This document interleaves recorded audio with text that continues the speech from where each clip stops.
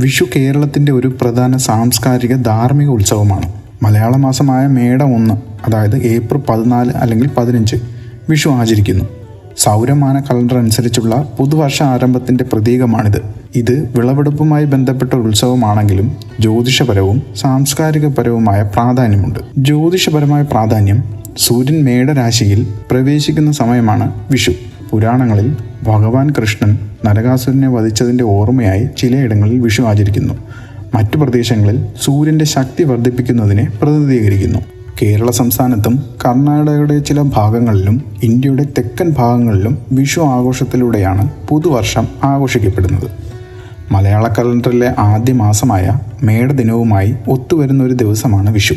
കേരളത്തിൽ പ്രാദേശികമായി ആഘോഷിക്കുന്നതിന് പുറമെ ലോകമെമ്പാടും ഈ ഉത്സവം മഹത്വവൽക്കരിക്കപ്പെടുന്നു.